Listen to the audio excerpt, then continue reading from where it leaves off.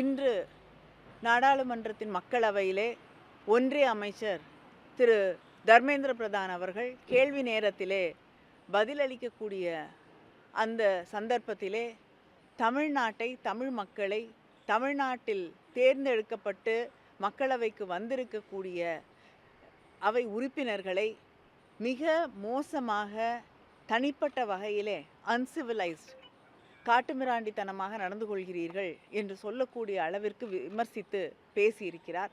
அது மட்டும் இல்லாமல், நாங்கள் தவறான விஷயத்தை, பொய்யான ஒன்றை முன்வைப்பதாகவும், முதலமைச்சர் அவர்கள் தன்னுடைய வாக்கு தவறியிருப்பதாகவும், அவர் ஒரு தவறான செய்தியை, உண்மைக்கு புறம்பான ஒரு பொய்யான செய்தியை அவையிலே திசை திருப்பக்கூடிய வகையிலே எடுத்து வைத்திருக்கிறார்.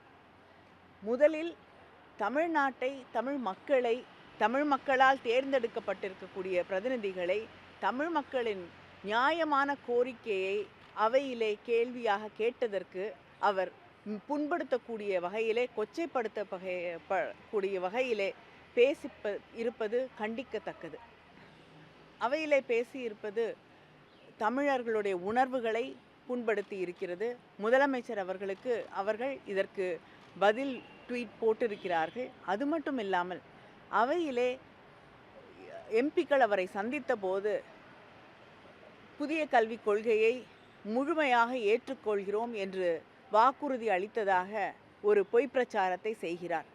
எந்த நேரத்திலும் தமிழ்நாட்டிலிருந்து அவரை சந்தித்த எம்பிக்களோ நானோ தமிழ்நாடு மும்மொழி கொள்கையை, புதிய கல்விக் கொள்கையை ஏற்றுக்கொள்ளும் என்பதை தெரிவிக்கவே இல்லை.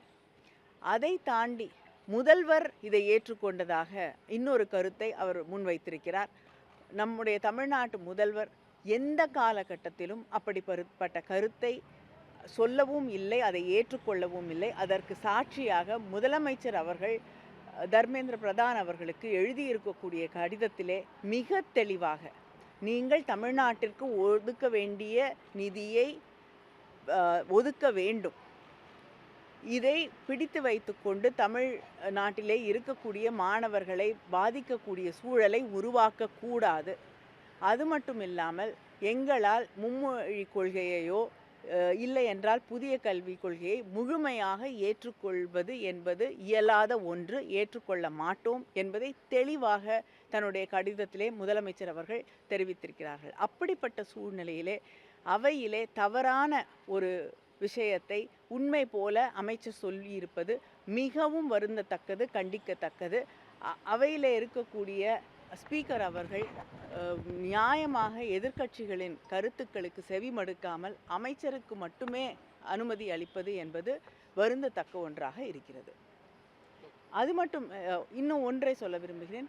இது நமக்கு SSA ஃபண்ட்ஸ் வழியாக வர வேண்டிய அந்த 2000 கோடி என்பது பட்ஜெட்ரி அலோகேஷன்.